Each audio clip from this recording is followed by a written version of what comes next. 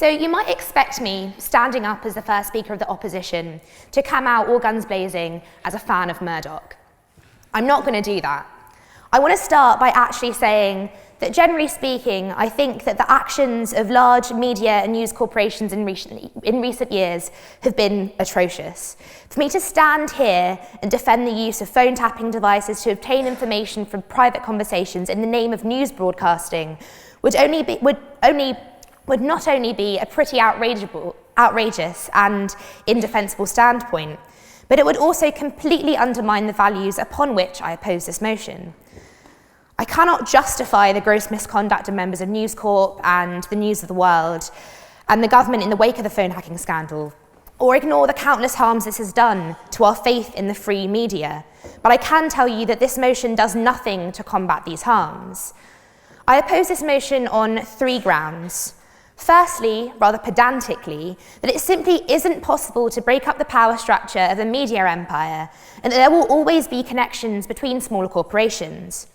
Incorporated within this argument is the point that media empire is an incredibly vague term and could refer to a number of different corporations. Secondly, that this motion does not achieve a greater democracy, but rather is an undemocratic action. And thirdly, that it overlooks the benefits of large, wealthy media conglomerates. But before I go on to those 3 points, it is my pleasure to introduce the speakers of the proposition. So first up, we have Mr. Tim Cannon, who you've already heard speak today, a third-year E&M student from Wadham.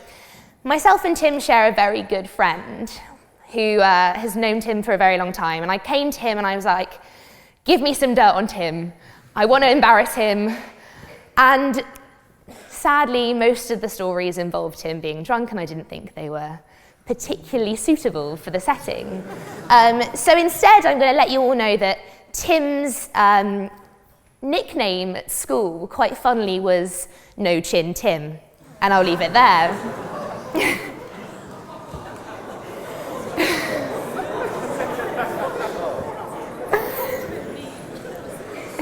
Second speaker from the proposition is Mr. Alan Rusbridger, a widely celebrated reporter and columnist, once editor-in-chief of the Guardian newspaper, and now principal of Lady Margaret Hall. I would like to thank Mr. Rusbridger for making the incredibly long and probably time-consuming journey from Lady Margaret Hall to come and speak to us this evening.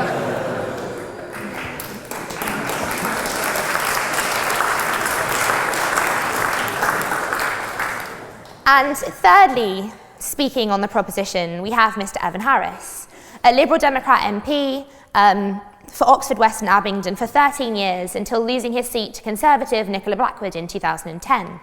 Since then, he has become the Joint Executive Director of Hacked Off, which I'm sure he'll be talking to us more about in his speech.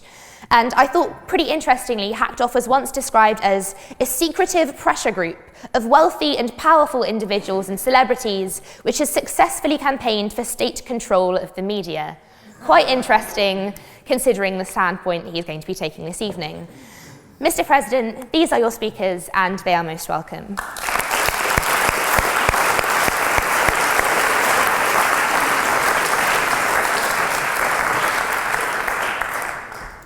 Now on to my first strand of argument.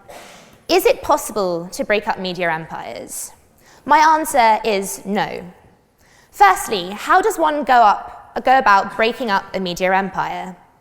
Within these, you have a structure, such as News Corp, which cedes power to a number of smaller subsections. Individuals oversee different arms of the corporation and are responsible for their running. Breaking these up doesn't, in reality, break up the allegiances and friendships upon which these empires are based. Rather, it's purely an aesthetic change. I don't understand where the proposition are coming from if they seem to believe that simply saying that you're no longer underneath the guise of News Corp or News of the World technically changes any of the motives or motivations behind decisions being made in those companies. Ultimately, it's impossible to break up a media empire because they're micromanaged.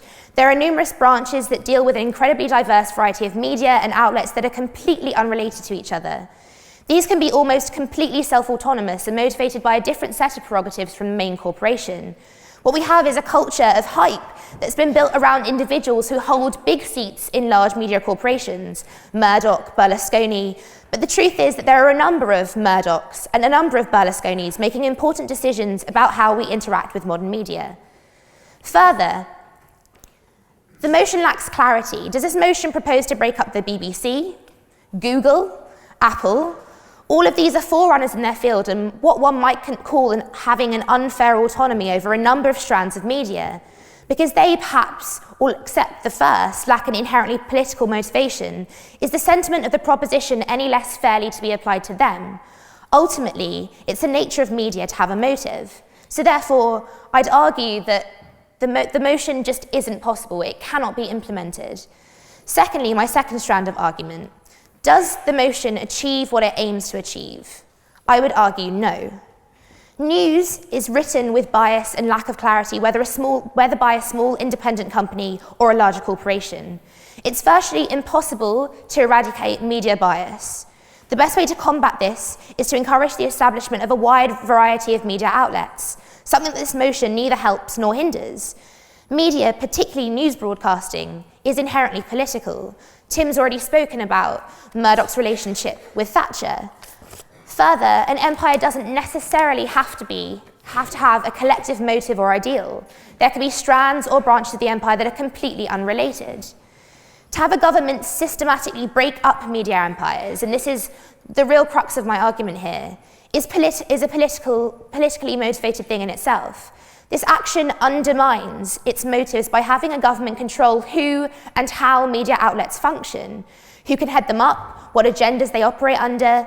Under the system that proposition propose, the government would have an absolute say over how media companies run and to what extent they are allowed to exercise their rights to present the news. This is a danger. It removes power from multiple to a few, and more importantly, to the few with the most invested in the nature of media and with the most to gain from it. With the privatisation of industry came, yes, susceptibility to conglomerate strongholds and an opening for incredibly wealthy individuals to exercise power. But what also came was the end of state-controlled media, a media whose motive was inextractable from the motive of the government in place. It left no room for independent corporations, the development of alternative media groups. We do not want to go back to this wholly undemocratic and unitarian system. My third strand argument is to present to you some of the positives that can come with media empires. Mass market newspapers require mass audiences, and because the masses refuse to pay, the best way to disseminate this is free content. The reason why media empires are good for this is because they have enough revenue to release free content, to ensure that the largest audience possible can engage with news and modern developments, and remain informed and involved. Social media is now a huge source of news. Integrating current affairs and news broadcasting with Facebook, Twitter and the like has increased its accessibility and laid to rest a culture where the dissemination of information was only for those who could afford it. We can only enjoy such accessibility because of wealthy multimedia conglomerates making this possible.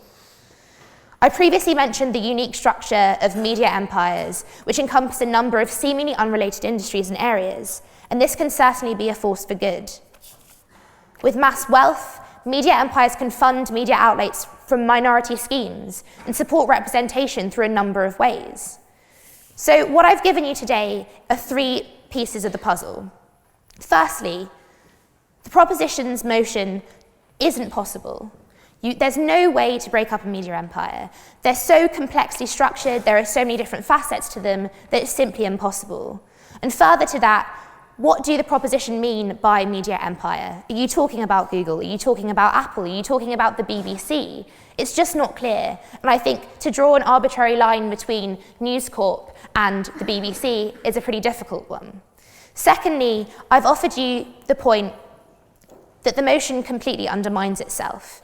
It aims to achieve greater democracy, yet fails to, because it puts the power back in the hands of the government. It puts power back in the hands of the few, deciding how news and how media are controlled. And thirdly, I've tried to convince you of some of the positives that media empires can bring about, namely better dissemination of information, free dissemination of information, and a better, more varied type of media outlet. And for those 3 reasons, I urge you to vote for the opposition. Thank you.